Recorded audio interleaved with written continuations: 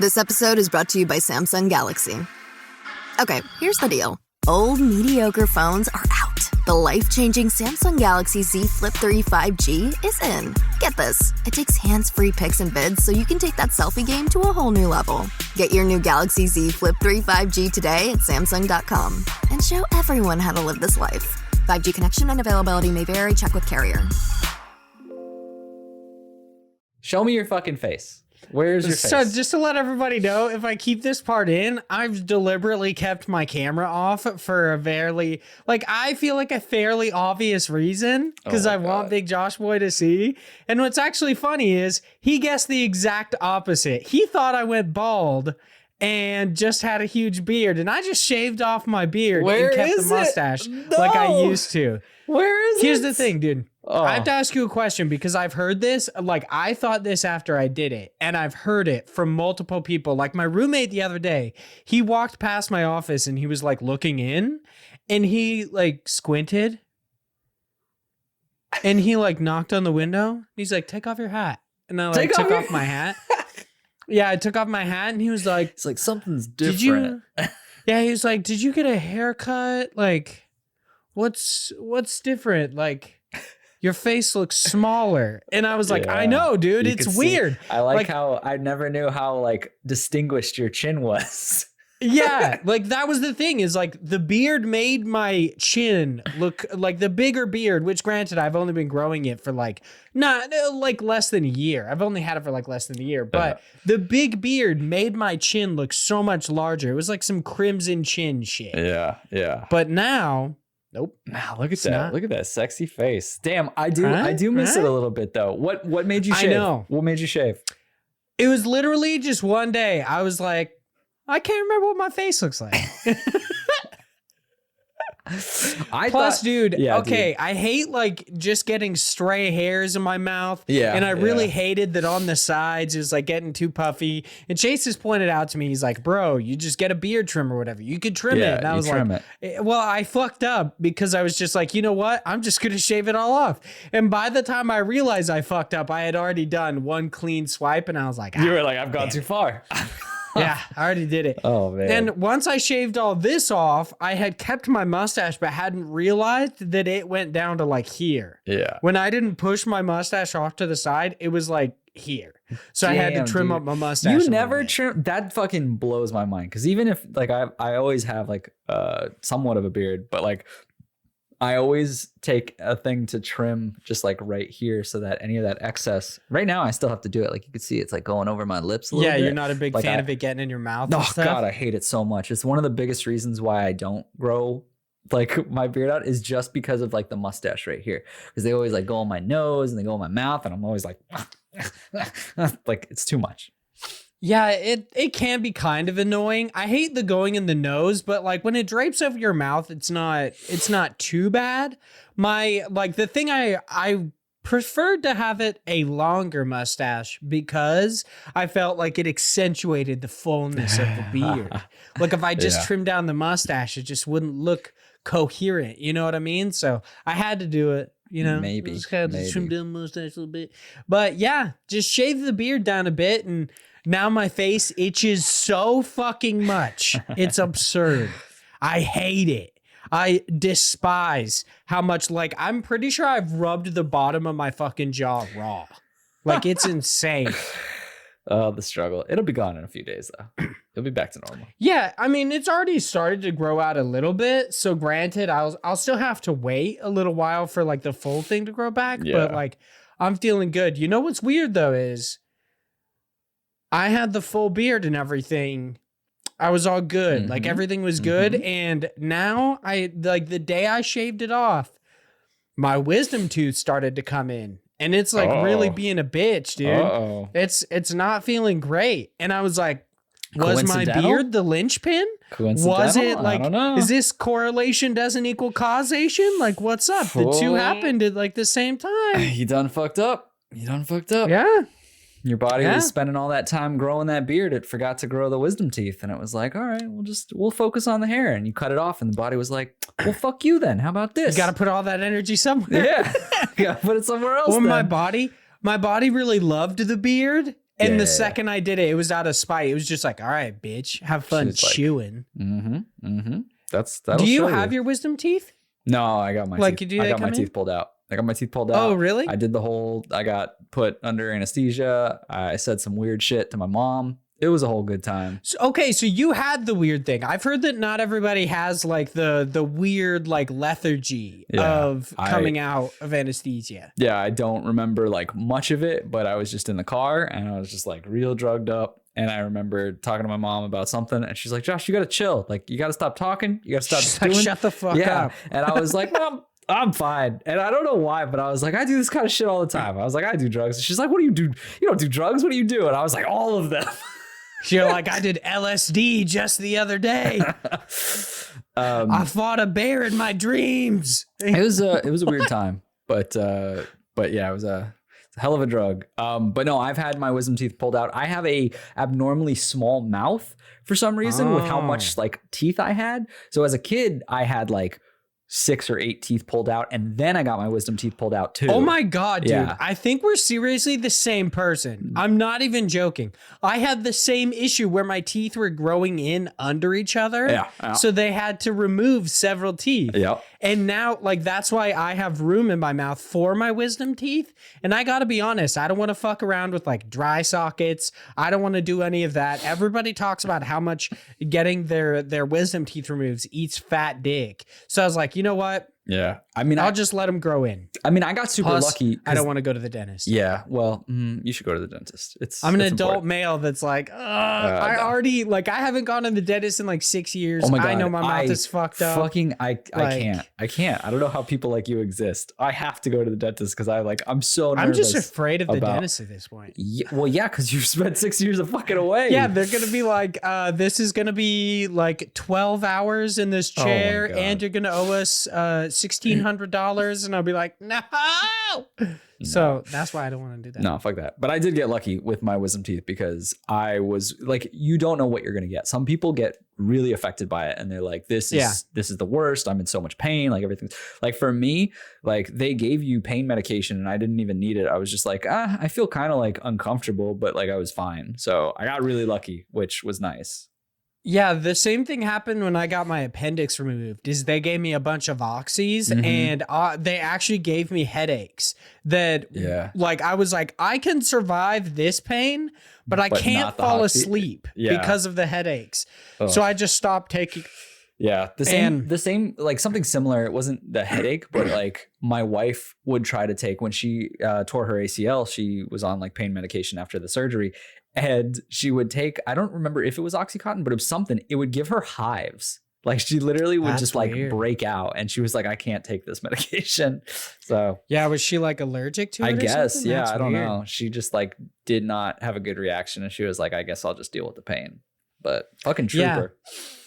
I mean, dude, I fucking sat there for like months with like a ruptured intestine, like, or whatever it was. Like, yeah, it was getting my appendix removed. Like, it was pretty fucked up. So there, I loved like leaving, and the guy was like, I don't even understand how you were like you should be dead. Like you were, yeah, no joke. He was like, most people would be keeled over in pain. And I was like, I honestly, people are like, oh, he has a high pain tolerance. I'm like, no, it didn't hurt as much as you're saying it should have hurt. Like, I really don't understand. Like, he's like, oh yeah. And maybe everybody's just a bunch of baby backs. Okay. Maybe we got a bunch of baby back bitches because it was not that bad. Mm-hmm. Like the worst part was when I would Morgan would come lay on me on the couch and I'd be like, you gotta, I'd sit there for a little bit and then I'd be like, you gotta get off. Like, it hurts too much. Yeah. And then I basically just did that for like months. And one day she was finally just like, okay, you just need to get this checked out or something. Cause I guess if you have a consistent pain for months, it's probably something you need to get checked out. Cause and then, I go to my doctor and my doctor's like, it might be a pulled muscle or your appendix is fucked up. And Morgan, we get to the car and she was like, can't believe it. You got appendicitis. And I was like, what? And she's like, you don't do anything. How would you pull a muscle? Yeah. It's impossible. And I was like, damn, okay. Fucking roasted.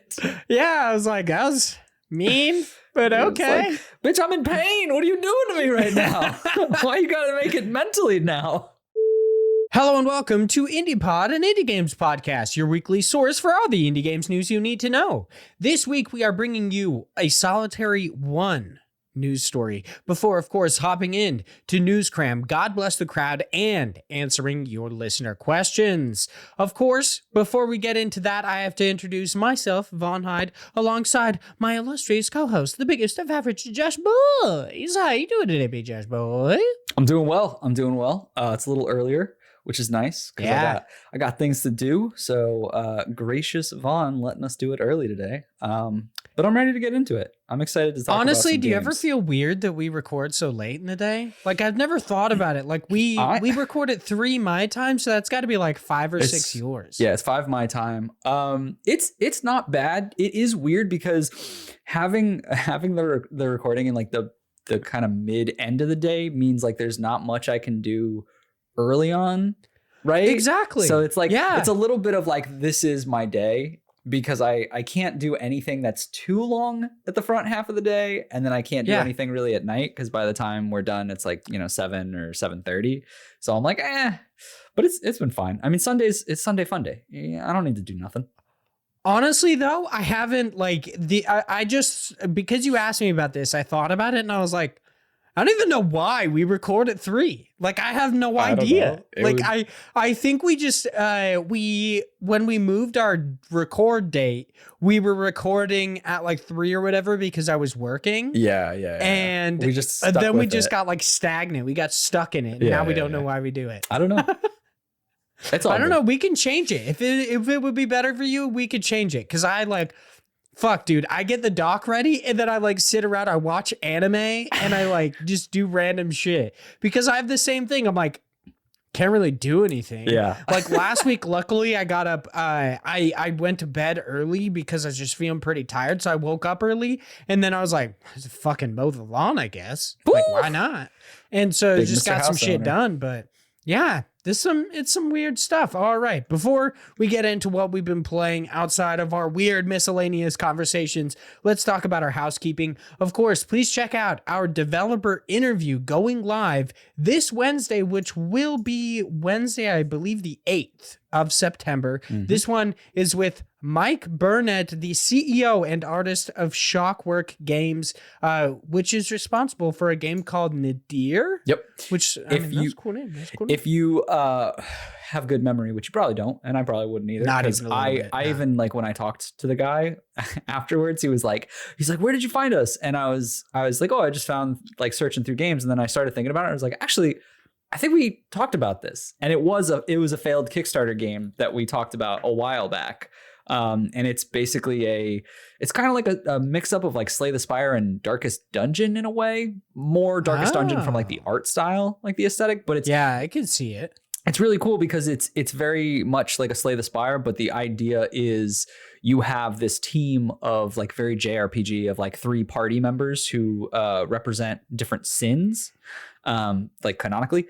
And so the way that your combat phases and all of these, actual fights work is you're only fighting one person at any time, but it's always like a boss battle. So it's like continuous boss battle type of these just giant demons that you're facing. I don't know. It seems really cool. Yeah, I really, really like the art style. It vaguely reminds me of an artist on Twitter called Crom, who I very, very much love. I love their art. It's so cool. Like, however much I'm not a fan of Neon Genesis Evangelion, which like it's really just because I feel like I haven't given it the best shake. The massive long, like the gigantic pauses for cicadas to just sit there being like doing whatever. It was like, dude, this happens far too long. Like every episode, there's like a 3 or 4 minute stretch of this bullshit. Like, stop. It's kind of like a pregnant or awkward pause, but it would just come in the middle of sentences that had no reason for it sometimes. And I'd be like, can you fucking not? Like, but now that they're the new movies, I want to check it out. Whatever. It really doesn't matter. I really just wanted to say that, like, I love Crom's art. And if you do, anybody listening, check this game out. Nadir. It actually looks very, very cool. Yeah. Granted, It's a card game, so it's Big Josh Boy's territory. It's true. It's true. It's what he loves. It's what he gets up for in the morning. I don't know. He looks over at his wife. He just pushes her away, grabs that Nintendo Switch, and he's like, I love you. He just kisses it because you can play Slay the Spire. Yeah, I told her to get a bikini that just has little card pasties on it. Oh, yeah, dude. I mean, she's got that like, here's the thing. I think you just need to go full bore, you know? Oh, yeah? I think you need to go full bore into card games. You need to ask your wife to get a Dark Magician Girl outfit. Like, really, I feel like that would benefit everybody. She would get a cool outfit.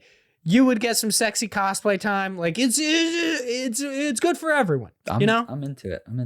We'll see. Just saying. Yeah. Just saying. I'll think about it. It's a good thing to think Anyway. Also, check out the IndiePod store over on Teespring. Head over to YouTube, type in IndiePod, subscribe, like a couple of the videos, check them out. You can watch these. You can check out the clips. I'm no longer going to be posting the clips the same day as the actual episode. Instead, I'm going to be like spacing it out a bit to try to get a little bit like get that double hit. You know what I mean? Yeah. Please leave us reviews on any sort of site in which you could do so. Specifically, iTunes helps us out so much. Their algorithm can allow us to basically pop up in a lot of people's feeds that we wouldn't have before. So please do that. Helps us reach a wider audience and spread the word about indie games. And lastly, thank you so much to all of our amazing patrons at the $3 tier or higher. If you give us any amount of money, you are absolutely fantastic. But we made a commitment to the $3 tier and higher, and we're going to follow it. You know, we're the good boys. We're going to do it. Okay. I like to keep my promises. I got to be honest. I almost forgot that we were recording this at 10. Like I almost forgot. Luckily, I remembered a couple days ago because I had to post the question tweet and I was like, I remember something weird being about this episode. But otherwise, yeah, totally forgot for days, like 4 days. It was crazy. You know, luckily I remembered. I had a thought. I was like, I bet he's going to forget. Like there was a little bit of an inkling in my mind, but I was like, I'll just wait and see. And I was like, if I'm sitting in this room alone at like 12:30, I'll be like, hey buddy, where you at? Like, yeah, there are always those things every now and then where like, you think you're like, I'm pretty sure that person forgot. Like, we only talked about it a couple times. They might have forgot, but you don't want to be that person who kind of like accuses them of forgetting. Yeah. So you don't want to say anything about it, but then you end up fucking yourself because of course people forget. It's whatever, dude. It's whatever. It is, yeah. But I remembered. I know. I'm so proud of you. You're so smart. Got that steel trap of a brain that forgets 90% of my childhood, you know? Hey, as long as you don't forget probably this, just trauma. It's fun stuff. So thank you so much to Ethan, a gamer for fun. Just John. Also, gotta say, Just John, saw you playing Remnant from the Ashes. What's up, dude? Yeah. Hit me up. We can play together. You know what's funny? I'll fucking carry you through like I did Chris. You know what's funny? Dude, let's go. Him and a buddy of mine were playing the other day, and they were like, you should come and play with us.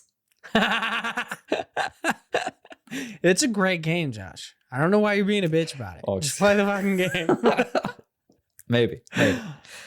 We'll see. Mixmatoses, AK Mix, Zach Durham, Chase Hopkins, Philip Pritchard, the Wombat of Australia, Josh Nichols, aka Active Josh, and Sam Fillion from Canada. Thank you all so much. You are all so amazing. And let's talk about what we've been playing this week. Oh, damn. Big Josh Boy back on that. Turnip Boy Commits Tax Evasion by Snoozy Kazoo. So please tell me, is this because they did the DLC. Infinite Train roguelite thing? Yeah. Okay, all right.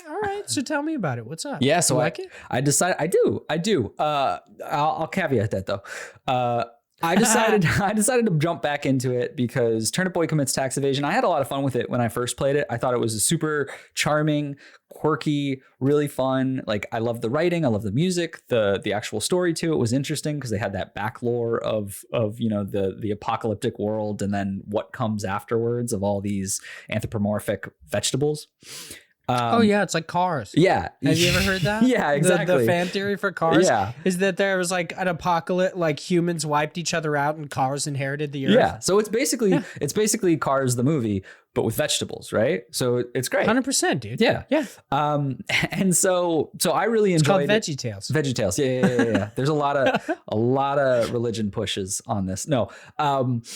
This game though, they came out with this DLC, which is a Infinite Train roguelite mode where if you beat the game, you get this notification that's like, hey, you've been invited to the train, or like some ticket to whatever. And you take the ticket, you go to the train, and it's like this onion conductor who's like, hey, come on, get onto the train. And I don't, thinking about it, I don't know if they give you context of like where you're going. They're just like, get on the train. And it's a love train. So you're like, okay, cool. And so you get on this train, and then you're like, I'm stuck on this train. And there's all these people, like every cart that you go to is either like a battle, is a thing that will give you these upgradable, like little, not upgradable, but they're like kind of like stat boosts. It'll be something to the nature of, oh, when you kill enemies, there's a chance to heal. When you kill enemies, or when you hit enemies, there's a chance to light them on fire. Like little perks that kind of upgrade your character. And then there's also carts in the train that will just be like people that will talk to you. So it'll have that still same quirkiness of these random, like you'll walk by and there'll be like an avocado, and it'll just be like, hey, we're on a train and it's infinite. I don't know how to get on. And then there'll be like people who are just like, I've been on this train for months. Like, how do I get off? And so you're just like running through, and then each one is like, you either kill some enemies, you talk to a person, you get an upgrade, and then you do that a couple of times until there's a boss. So you're fighting the same bosses that you fought in the initial game, but over in these different rooms.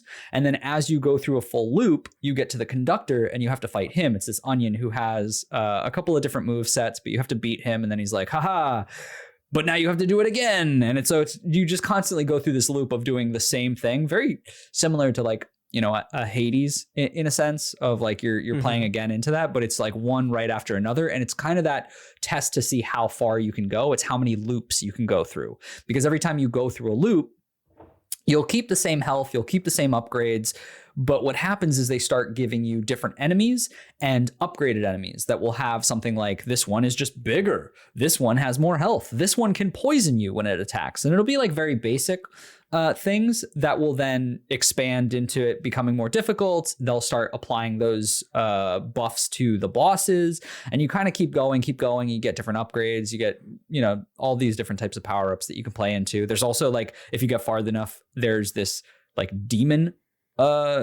turnip that's like basically you, but like this weird zombie version that fights you. That's like a harder version. That was kind of cool.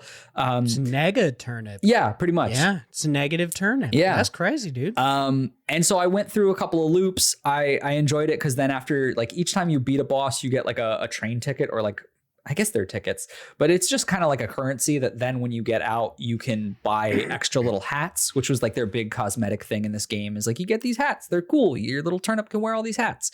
But then as you start buying more of the hats, you then get like little upgrades for the actual runs that you do for these loops. So I think it's really cool. I think it's a neat experience from a roguelite perspective. This is not a roguelite game when it comes to like, I wouldn't buy this for this piece, right? For anyone who was like, I don't think I want to buy Turnip Boy because it doesn't look like a game for me. Like, this isn't going to sell you on it, right? I think this is an amazing little piece to get me back into that world. And for people who love Turnip Boy and want to experience a little bit more of that world and get, to talk to these different people and get to experience like the music again. Like, I love the music in this game. It's so good. And it's just like, the combat for me was never really my jam, just because it's much old school, like Zelda, of like, you'll attack and the sword kind of like flings out in front of you, and it's like kind of slow. Yeah, it's like yeah, and you're like, okay, sure. And it's just not my style. So like, some people might really dig this, but like, the combat was never the part of Turnip Boy that I completely loved. It was more of the exploration and the story to it and like the characters around it. So you get more of that. You get an extra piece of all of that with this DLC. And I was happy to jump back in. Like, I definitely liked the experience again, but it's one of those things where I tried it. I did a couple loops and I'm like, yeah, that was good for me. So, all right. For people who enjoyed it, I'd say pick it up, try it again. For people who looked at Turnip Boy and thought, nah, this is shit, I don't want it. Well, you're wrong. But if you think that, this isn't going to change your minds. All right. Yeah. I was actually kind of curious about that. You being a fan of roguelites. I was like, but I feel like a large portion of that is actually enjoying the combat of a roguelite. So it's like, I really was curious how you felt about Turnip Boy's combat and how that translates to this, to this new Infinite Train. I think some people might be more into it than I am, obviously, because I'm a little bit biased. I never was the biggest fan of their combat in it, but I do agree that like, this feels very much like a tacked on roguelite. This feels like just a mode where they were like, this would be fun to do, which it very much seems like that's the case. Like this doesn't feel like the core root of the game. And in itself, that very fact means that it's, you know, there's not as much time and love that was put into it that becomes a full game, right? If you really want that, I would say experience the story of Turnip Boy because it's a good story. But this part is like, it's fun, but will I play this as much as I did Hades or as much as I did Slay the Spire or Binding of Isaac? Like, no way. But it's still good. It's just a fun little tacked on. Yeah, exactly. For anybody who wants to continue to experience the world. Exactly. That's cool. That's awesome. All right. Yeah, still fun though. And you've also been playing Golf with Your Friends by Blacklight Interactive. I believe this is a game you've actually played before. This is all about returning to games, dude. I'm fairly certain you've played this before. I don't know that I've talked about it on the show before. Really? I thought you did like a long time ago. No. I mean, we've been doing this for like fucking 3 or 4 years now. No. So like, I mean, the only thing that you might be thinking of What the Golf. Maybe.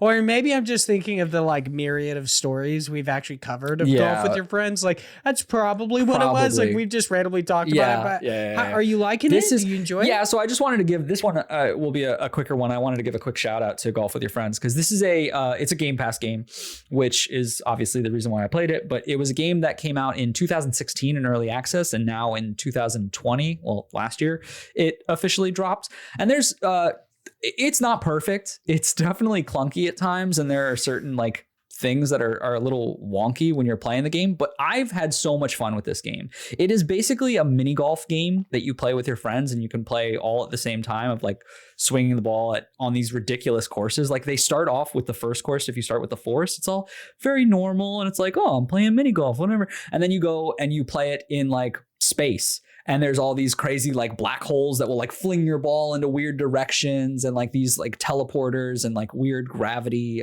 changes. And there's like all these little things that make it really wacky and interesting. There's even, you could change the modes where instead of playing mini golf, you're playing it where it's hockey. And there's like goalies at the end of where the hole would have been. Or you could play party mode where they have, which I hate party mode because it's ridiculous, but where you're playing the regular golf mode, but then they also have like, as if you're playing Mario Kart, those little item boxes that are just randomly throughout the map. And it'll be something like, oh, the randomizer. And you'll do it to attack other people. And it'll turn like your ball into like an egg or like a square. Basically just ways to fuck your friends. Yeah, it's just like, let's be honest. Yeah, it's just pissing people off. But like there's times where some of those courses are like ridiculous and I'm like, oh, fuck this. Like, cause shit just won't go my way. Right. But I think that's kind of like the point of it.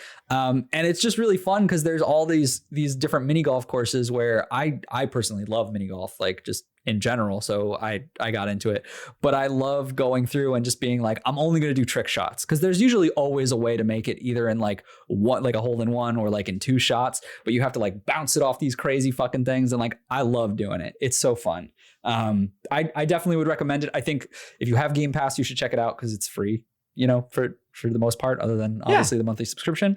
The only bad thing is they do not do any crossplay, even between Game Pass of Xbox and PC. They don't do crossplay. And if you have the PC version from Game Pass on, you know, the Microsoft Store, you can't crossplay with people on Steam, which sucks. So it's like, yeah. So we had an issue where a buddy of ours couldn't play because he has the Steam version, and we were like, oh well, guess we can't golf with you because you're not our friend. Should have got Game Pass. You're dumb bitch. Yeah, should have been our friend. But I'm thinking of honestly waiting until a sale comes out because right now it's $14.99, which I think is a little high for what's there. I think it's still a great game, but like especially now that I've played a lot of it, I feel like I might wait until a sale comes on and wait until it's like maybe like $7 or something. Because one of the things that you're missing from like Game Pass is Steam has the Steam Workshop, which is all those mods and all those people who there is a level creator. So there's all these different courses that could be out there after we've, gone through their library of actual develop made courses. But I want to try all this like new shit that's out there of people just making wacky kind of stuff. So we'll see. I probably will pick it up and see what that is whenever it goes on sale. And maybe I'll do another update on like how interesting the different workshop courses are. But so far, I think like if you're looking for a mini game type game that's pretty easy to pick up, like my wife and I played it together, and she definitely is not able to play a lot of games, but she had a lot of fun with it. Like, I think this is one that is a lot of fun, and it's good for, it's a family game. Like it's really good for either just a bunch of buddies or you can play with your family. Like, it's a fun game. Check it out. All right. For me, I've just played more Psychonauts 2. Hell yeah, baby. I really haven't had okay, so I should say I haven't played that much more. I just haven't had a massive amount of time to play more games. And granted, yesterday I played a bunch of games, but I've been getting into Cyberpunk 2077. I got to be honest. I bought it the other day. What? Yeah. Oh my goodness. Yeah, I picked it up because Hello Future Me did a video on how Cyberpunk is a little bit more complicated than you thought it was. And I was like, ooh, I got to check this shit out. And watching some of it, I was like, this seems pretty interesting. So I've been playing a decent amount of that, but I've also been trying to put some time into Psychonauts 2 when I can. Honestly, I gotta be real, and this is a little bit weird with how excited I was for this game. No. I don't know if I like Psychonauts 2. Wow. I really don't. There are a couple, there are a couple issues that I find legitimately off-putting. Being talked to like I'm a child, whatever, that shit happens. But also, it assumes you've had conversations. And I talked about this last week, but I hadn't got to this really egregious moment where somebody, I forget specifically what they said, but they were it was kind of like oh, remember what I taught you thing. But they referred to something. They were like, yeah, and this scenario, before, oh, I remember what it was. You find your little brother in the woods. You can find him earlier on before going and talking to your mom. And you're like, Mom's looking for you. You don't have that conversation with her until after that moment. Or at least I didn't. Yeah. And I was like, why would you place this so early on in this? Because there's a path. You see him so much earlier than you would even be able to see your mom. So I'm like, why? That's interesting. If you want this conversation to happen. Yeah, I saw the mom first. So for me, it didn't even trigger to me. Really? Yeah. Nah, for me, it was the kid was basically at the entrance, the entrance of this little playground area, this campground. Yep. And then the mom is further in past their Thunderdome shit that they're setting up. Yeah. So I found the kid before and he's like, Mom's looking for you. And I was like, what? How?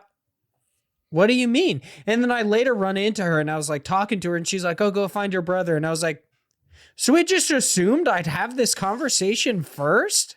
But he's so close. He's right at the entrance of this area and she's in the middle. I was like, what? It was very weird to me. Yeah. I was like, whatever. That was a little odd. I'm sad to hear that.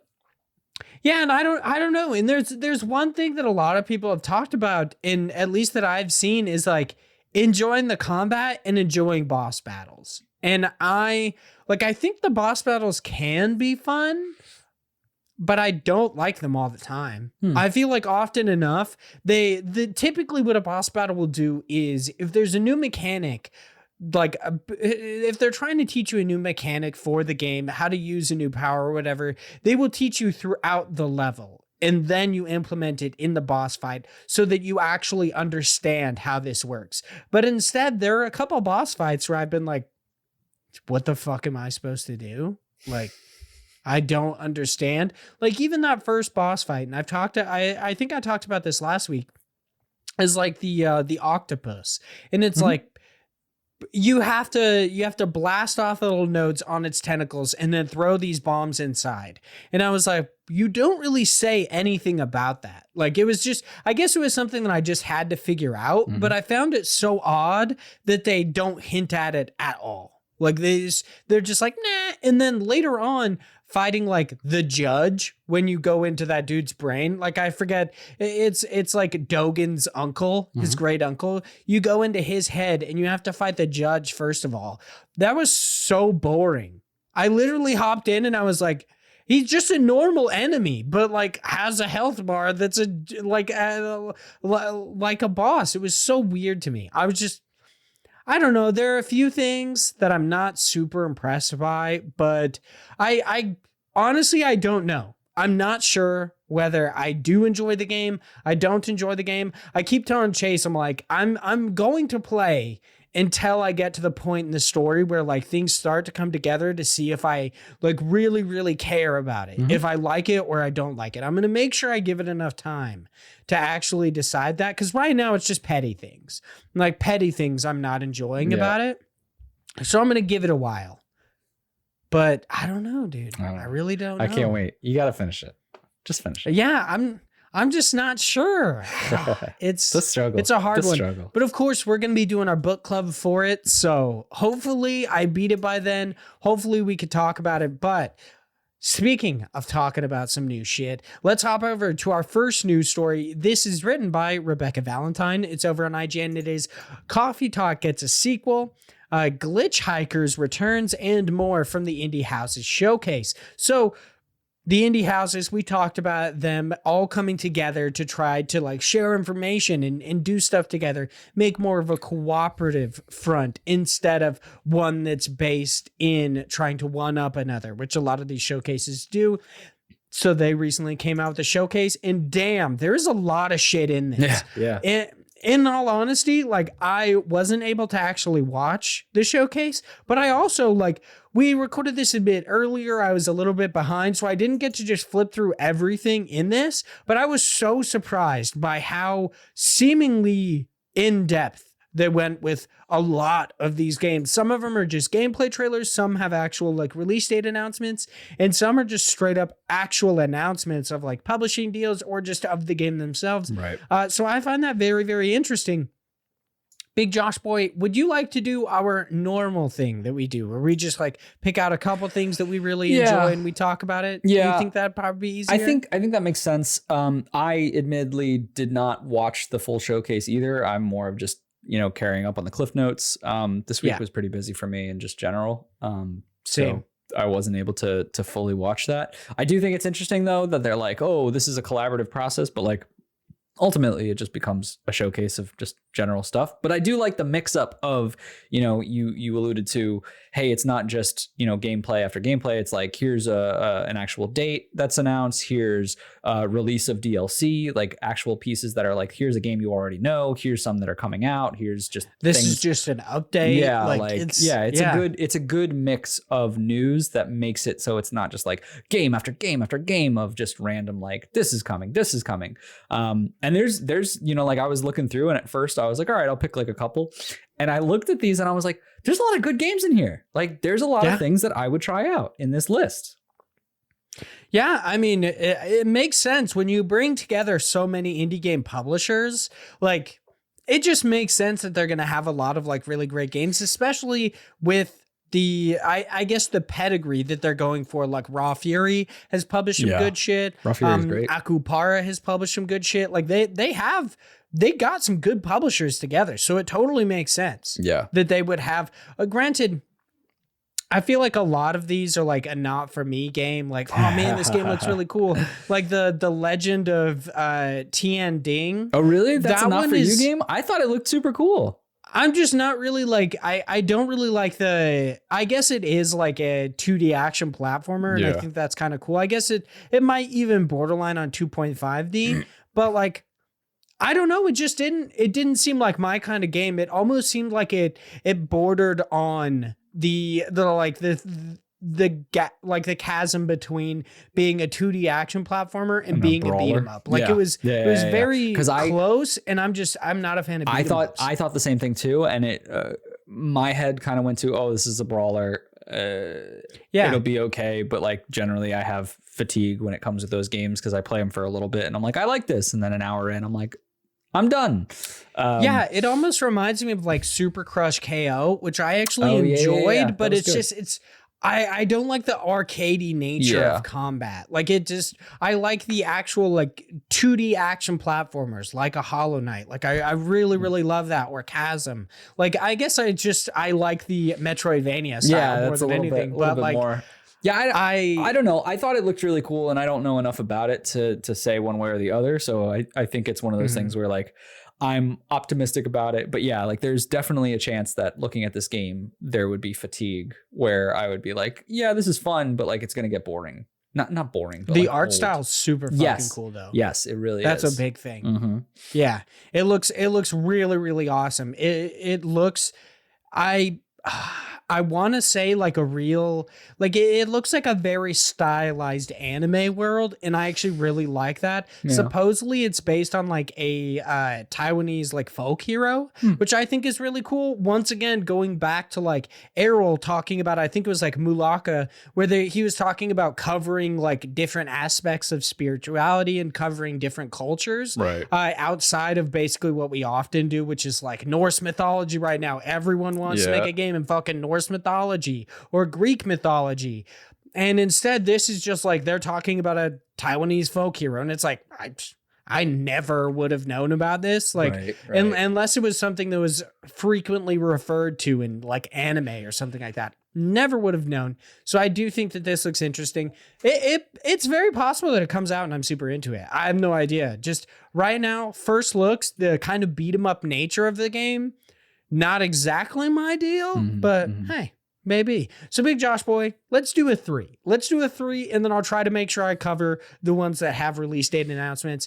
What are 3 games within this showcase that really blew you away that you feel like are kind of like a day one purchase or just something that you're really looking forward to? Okay. This is going to be kind of surprising. Well, maybe not, but Jack Axe. Which is the very like cartoony platformer type game where you seem to be this barbarian who's throwing an axe and being able to like jump to it. I thought it looked super cool. Seems very much my style of like games I used to play when I was younger, which is maybe it's like a nostalgia kick, like a fake nostalgia kick. But I think it just looks super snappy and fun. Like it seems to be something that I would enjoy. So I can't wait to see when this comes out and see more about it, because it feels like it would be my type of game for sure. The game mechanic of like you throwing the axe and teleporting to it reminds me a lot of that game Daggerhood, which I believe you actually played. So I'm interested to see how this one will stack up, because I vaguely remember you not necessarily enjoying it. I wasn't that into it. But then again, I feel like there's a bit more to this. Like Daggerhood was very much in that mechanic, and it was like that mechanic alone. And I feel like there wasn't as much of a emphasis on the actual level building, like level design. Whereas this one, I feel like there's a good amount from what has been shown of variety and different mechanics that come into play, other than just the like jump to where you throw your weapon. The next one that I'll talk about is Kraken Academy. Kraken Academy just looks it looks so weird. Like that was one of the games I was going to talk about too. I'm into it. It looks very cool. I'm into it because it was just like super over the top with everything. It's just like there's crocodiles and people are on fire and all this, like all the people are, I don't know, it was so weird. A Kraken wants my help to save the world. Like you're like what is, like it's very much like I looked at it and I'm like, I don't know that I will enjoy that game, but I want to know more about that game, right? That's why I think it's one that caught my attention. I don't know that it's going to be, because I don't know what gameplay looks like in that game at all. I just know that is a little bit weird that they didn't feature any gameplay. They kind of just featured, like, I guess that's one thing that really could get you into the world get you into the game is understanding what that world is like, and that it's so nonsensical. Right. But yeah, the one big thing lacking from that trailer was any sort of gameplay. Yeah, because if I remember correctly, I think, let me take a quick look. Like Kraken Academy, I think had some amount of like dating sim elements, or like, because we've talked about it either on Kickstarter or some other area before, like when it was first in development. And let's see, funny adventure, dark humor, time travel. Like, yeah, I still don't know exactly what gameplay looks like and what that loop looks like from a mechanic standpoint. So I'm not too sure I'm sold on it, but I definitely want to keep an eye on it, right? Like it's wacky enough and interesting enough to grab my attention. So I will keep an eye on it. We definitely talked about this game in God Bless the Crowd. And I specifically remember because the broccoli girl. Mm-hmm. That was the only thing that I vividly remember, this fucking broccoli girl. Yes. It is very interesting to see, over doing this for a couple of years now, this podcast, to see all of these things come to fruition, like slowly over time, of just being like, we talked about that like a long time ago. But yeah, so I'm very much keeping an eye on it. I will do 2 more technically. I know I said 3, but one of them is just like a kind of like, I just want to give it a shout out because I think it's super cool. But the first one before that, I want to talk about the Forest Cathedral. It's very strange. It reminds me of kind of like a walking, like a narrative simulator type game where you're walking through this forest. It's called a psychological thriller because it seems to be like you're doing some research in the forest on something like mosquitoes or some type of level that you're watching of like the fish of something that's in them. And it's like going crazy. But like in the midst of that story that's happening, you also have this almost like a Game Boy to the side of the screen that you're constantly playing these little like mini games while, like, I guess that's their consideration of doing research in the theme of the story. Like, I don't know. That's interesting. It looks so weird that I want to try it out because some of the mini games look fun. And also I kind of want to just know more about the story. It just looks super weird and I'm into it. Like a lot of these games have been very much the same kind of like, it caught my attention because it's unique. And so I want to know what it is. And then the last one I'll talk about is Kana Quest, which I have no interest in playing this. I have no interest in ever picking this up, but I think it is such a cool idea. And I think there's going to be a lot of people who want this as a thing. It's basically a puzzle game that lightly teaches you how to to write in Japanese or speak in Japanese. Let me read That's Japanese hiragana by moving individual hiragana around to form common sounds. So it's like a very light way to teach you different languages, which I think is such a cool idea because I'm a huge nerd because, we've mentioned it before. Like I have a master's degree in organizational and industrial psychology, which is very much, I went in a track of like training and teaching people. And like, I love things like this because it's a nerdy way of doing it, but it's like, how do you teach someone something while still retaining a fun element of it, right? Of like, it's a puzzle game, but also you might learn these common sounds and this language in the midst of it. And like, I'd love to see this in other facets because I don't have any interest in learning Japanese or doing that. Maybe it would be fun anyway, but like it's not going to grab me. But I think there's a lot of people who would probably appreciate this, both from a perspective of like, oh, it's a fun puzzle game. And also I'm getting something out of it from like a real world perspective. So just a shout out to it. Yeah, it's absolutely possible that you learn something from it. There's like, I forget what it's called, but I do enjoy this, like bringing what you learn in a game into the real world. Like there is an MMO that I wanted to play a while ago that is actually entirely code based, and everything you do, you have to actually do a line of code, and it's meant to teach you how to learn. That's cool. To learn like different coding languages. Always thought that was really cool. Yeah. I was always really interested in that, but knowing that I'm an idiot, I'm like, no. Plus, like, I don't know if it has a fucking player base. Shut your mouth. So for the games that I want to talk about, one, of course, was going to be Kraken Academy. It's crazy. I don't know why, but I think it's mostly stems from my love of anime, is the changing of the like school setting into something that's just weird or obscure. I find that really interesting, and I like that a lot. Whether it's something like, I guess in a sense, like D. Grayman is kind of like that, which is an anime about like slaying demons, but it's people learning how to slay demons. Or like, of course, Naruto is about being ninjas and shit like that. Like I really enjoy the mixture of, and of course my favorite, My Hero Academia. The integrating these weird aspects of this world into a school setting. I find that really interesting. I like that a lot. So Kraken Academy obviously was going to be something that I wanted to talk about, mostly just because of the school setting. And I want to know what's up with that broccoli girl. Broccoli babe. What's up with that? Another one that I actually found really interesting that I do not think will actually be for me, but I thought it was interesting, is Cardboard Kings. I thought that was That's really hilarious that you're the one who brings that up. I know, right? I'm the one who brings up the card game. I really like the art style of these different cards. I think the monkey carrying a shitload of knives is kind of interesting, or this odd banana is cool. I don't know. I just find it cool, and the idea of like the entire thesis of the game is to just create the best game shop. I was like, that's kind of cool. Like, that's really interesting. All right. And if it integrates like mechanics of opening up booster packs and getting new cards, like that'd be cool. Cause I've always been a fan of the old Yu-Gi-Oh games that did that. So like that's pretty good one. I'm interested in that. You know what I mean? And then the last one I wanted to talk about is one I've actually talked about in the past, but it's just I want to see more of this fucking game. Is Wolfstride? It's the noir turn-based game all about mechs and shit. Oh yeah, it looks good. You best believe. It looks. I want to talk about this game. It looks very good. It looks very interesting. I only didn't pick it because we've talked about it in previous shows, but yeah, like Wolfstride looks dope. Yeah, we definitely have talked about it before, but I love the look of that game. So to go by and just give the release date announcements and such, The Legend of Tian Ding is headed to the Nintendo Switch and Steam on October 27th.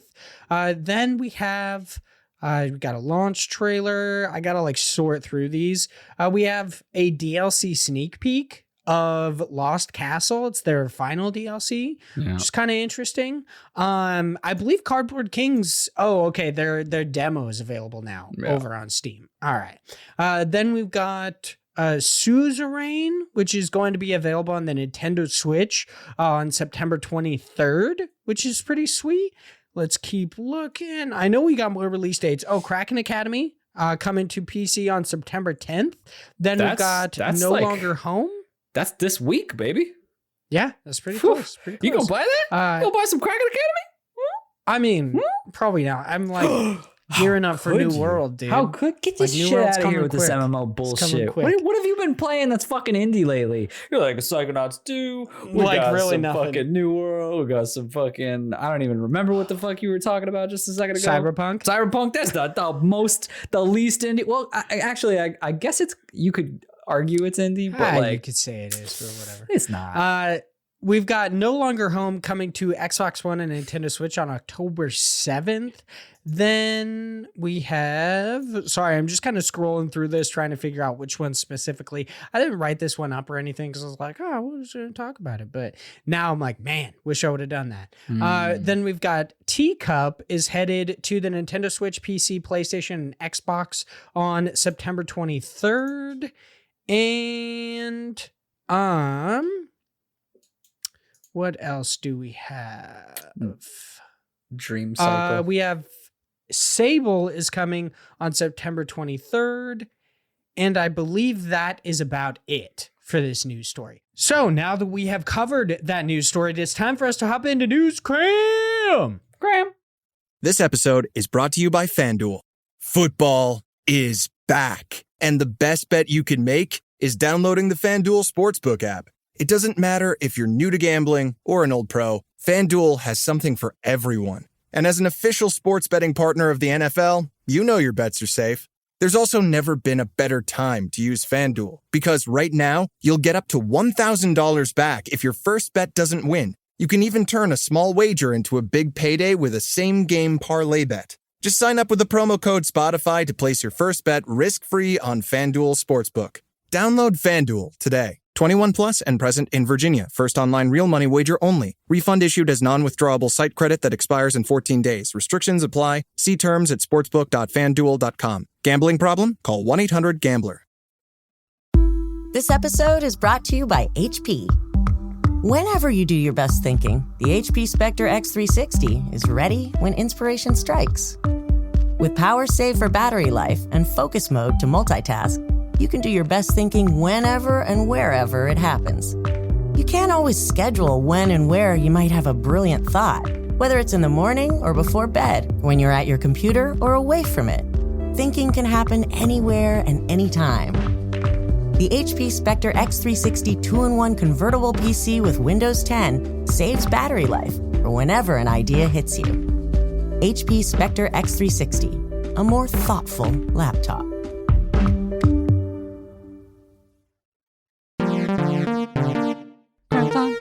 News Cram is our weekly wrap-up segment where we, the hosts of Indie Pod and Indie Games Podcast, cram you full of all sorts of indie games news. This week, we do not actually have any quick news stories or any new deals or quick steals. Of course, there actually is like a Humble Bundle sale over on, well, there's naturally just this big summer sale over on Humble Bundle. I'm not exactly sure when that one is going to end, but there is a Humble Bundle publisher sale over on the Nintendo Switch, but that actually ends on the 7th of September. So for our patrons, you can hop into it, but sadly for all the plebes that are listening on free sources, I'll try to make sure I post it on our Twitter. So be sure to follow us at IndiePod over on Twitter to be notified of all the new deals and quick steals that you might have missed. But yeah, that sadly is going to end by the time this goes live for everybody. So sad. But we do have a whole bunch of new stuff. So let's hop into that. Our first 7 items in new stuff come by way of Nintendo Life, where it's reported that first-person shooter Turbo Overkill by Trigger Happy Interactive is headed to the Nintendo Switch and PC via Steam sometime in 2022. And I should say, it's something that Nintendo Life does that annoys me, where they only talk about if a game is coming to the Nintendo Switch and rarely ever talk about it coming to other platforms. But sometimes they'll just say other platforms, and I have no real way of verifying what exact platforms it's coming to, with the exception of Steam, because of their like Steam pages and stuff. There are times when we have like a PlayStation listing and other stuff, but sadly I can't all the time. So I understand it's a little bit hypocritical for me to only include the 2 because I get annoyed in Nintendo Life for only including the 1, but just what I got to do at this point. Granted, the reason I find it so annoying is because I know that they're doing this from a press release, and on the press release, they list consoles. Yeah. So it's entirely different. I'm not the butthole here. You know what I mean? But what a butthole. Moving on. I know, right? Boom, butthole here. That action-adventure game, The Serpent Rogue by Senji Games, is headed to the Nintendo Switch and PC via Steam sometime in 2022. That tower defense beat-em-up game, The Last Friend by Stonebot Studio and Ludus Games, is headed to the Nintendo Switch and PC via Steam on September 30th. That sandbox stealth experience, Sir, You Are Being Hunted by Big Robot Ltd, is headed to the Nintendo Switch sometime in Q1 of 2022. That adventure game Toem by Something We Made is headed to the Nintendo Switch, PlayStation 5, and PC via Steam on September 17th. That action-adventure game Aztec Forgotten Gods by Lienzo is headed to the Nintendo Switch and PC via Steam in Q1 of 2022. And lastly, the turn-based meta RPG Galaxy of Pen and Paper +1 by Behold Studios is getting a physical release on the PlayStation 4 and Nintendo Switch, with sales being made exclusively through Red Art Games' website from September 2nd through October 6th. I believe the game is like $35 or 35 euros because it is actually like, I know it might be being sold like exclusively through like Australia, New Zealand, right, someplace in Europe. I'm not exactly sure. I know they on the box have the PEGI system, so it's obviously not going to be in American dollars. So technically it's going to be a little bit more, but whatever. We'll move on. Now over to Polygon, where it's reported that open universe exploration game No Man's Sky by Hello Games just received another free update titled Frontiers, which adds a Mos Eisley-esque cantinas to the game, with some improvements to base building and the game's the game's HUD, so the heads-up display and UI. So that's pretty cool. When will they stop making free content?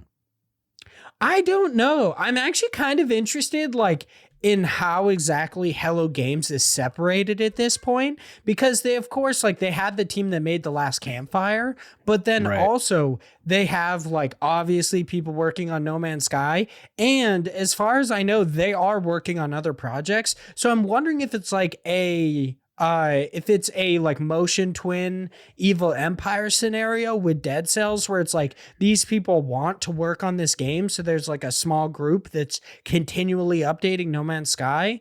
Like, I want to know so much more about Hello Games. No idea. But whatever. Moving on. Now over on Twinfinite, where it's reported that management sim Spiritfarer by Thunder Lotus Games just received a new update that adds a new spirit named Beverly to the game, as well as some quality of life improvements. Now over on IGN, where it's reported that roguelite, Get it right. roguelite tactics game Grim Tranquility by Poorly Timed Games is headed to PC via Steam sometime in 2022. And to round out the group, over on GameSpot, it's reported that golf-like game, so this is like a golf roguelike game, Curse to Golf by what is that studio's name there? No. Kuhei or Chuhei Labs? I don't know. Whatever. Close. Moving on. I butchered that. I knew I was going to. It's my fault, not yours. I'm an idiot. Close. Is headed to the Nintendo Switch and PC via Steam sometime in 2022. Looks so cool. Big Josh boy, I saw you tweeting about this game. Dude, it looks You so excited? cool. I'm so excited. Huh? I'm on a golf kick lately. I don't know why. Dude, golf games are fun. Like a while ago, it was a couple years ago, but I just binged everybody's golf. I was super into it for some reason. It's just a game I wanted to play. Golf games are weirdly fun. Yeah. It doesn't make any sense. I really like it. I think it's so cool turning this into a roguelike game. It's very I'm still skeptical on how exactly it'll work, because they're talking about having like procedural generation, I think, of like changing the maps a bit and having it so it's fresh every time. But I think it's cool from what I've seen. Like, I'm into it. I can't wait to check this one out and actually get it. All right. So now that we have thoroughly covered all of the amazing new stuff coming, it is time for us to get back to the developers in our next segment, God Bless the Crowd. This is where the biggest of average Josh boys hops into all sorts of crowdfunding sites, finds something awesome for us to talk about, and we do just so. This week, we are headed over to Kickstarter once again to talk about a game called Mid-Autumn, a supernatural roguelite, a supernatural game about blasting evil spirits, diaspora culture? How do you say that? Is it diaspora? Diaspora culture? Maybe. I don't know. That's an interesting word. And saving your hometown from gentrification. The developers of this are looking for $30,000. At the time of this recording, they have $12,929 with 249 backers and 31 days left to go. And I believe the developers, I'm going to butcher this name here, but it is Shervin Udawana. Sounds about right. I fucked that one up. So, Big Josh boy, what do you think about Mid-Autumn? Dude, this looks good. It looks like Hades in a lot of ways. Yeah. You almost don't want to say it looks like Hades. Yeah, it looks like so. And granted, the reason why it looks like that is because it has the same kind of structure of seemingly you're going through and you're constantly talking to these random entities, which I assume are these spirits, which feels very reminiscent of talking to the different Greek gods at random points. Yeah, they're your ancestors. Right. So it's a little bit even closer. It's so these random intervals throughout the game. So it feels very similar in that regards, but the combat looks a bit different. It looks, obviously very quick paced or fast paced, very chaotic in a way. And that's kind of where I think this has a lot of potential just looking at it from a first part, but this is my biggest concern with the game. The visuals are almost to a point where they hurt my eyes. Yeah, they are very inconsistent where they have they have just the normal everyday like pixel art, and then they have what almost looks like an infrared sense of their effects, where it's like these weird like green hues and it's very odd. Yeah. So here's the thing, like if it was just the pixel art, if it was just the the story of you have this quick snappy, like you're dashing, you're slashing, you're attacking. Maybe if they had some type of particle thing, I'd totally be on board with this. And I'd be like, this is a game that everyone has to pick up. This is a game that looks really cool. That art style, like I don't vibe with the visual effects at all because it becomes very jarring. And to the point where I first watched this and I was like, this combat looks awful. And then I had to realize like what was happening. And I was like, oh, well, no, it's not bad. It's just, I don't know what these like blobs are that are fucking floating around. And so like that part just kind of made it so it was like, yes, you should have things that make the combat chaotic and make it kind of, not difficult to understand, but like you have to get a feel for it so that you can kind of embrace that chaos, and that blends into the, you're fighting evil spirits, right? It should be kind of crazy. But I just think that if that aspect was cleaned up, this would be a lot more of a game that I'd be 100% in on recommending.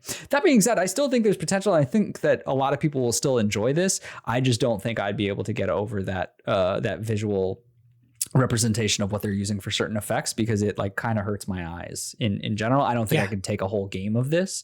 But the characters, the story behind it, the actual, what seemingly is the combat without that visual cue, I think is all very impressive. And especially, we talk about how Kickstarters are always in different phases of their life, but like where it's at right now, I feel is very fleshed out from what they've shown.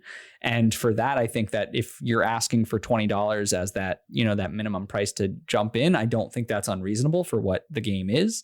I think it has a lot of potential. Like I said, I just wish it didn't have that strange infrared look to it, because it just visibly feels off for me.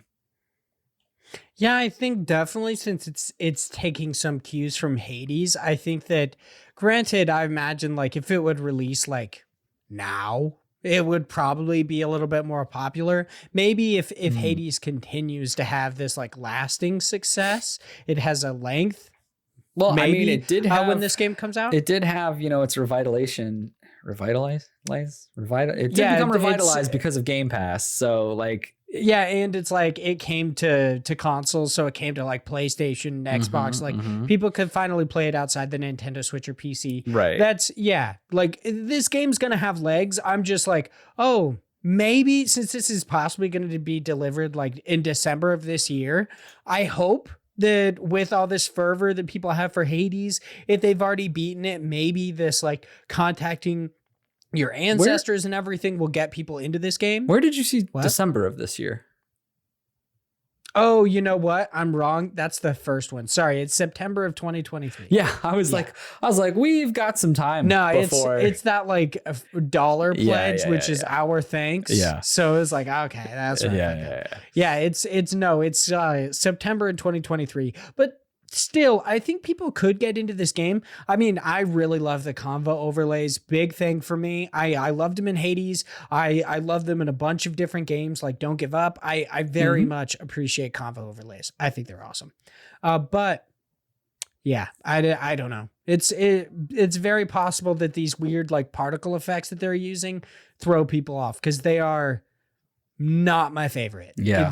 I don't enjoy them either. I think that they could have gone something along the lines of like a Wizard of Legend, where like using Wizard of Legend has awesome effects with different elements, but it's still in that pixelated nature instead of using these kind of like blobby elements. I don't really know. It's kind of interesting.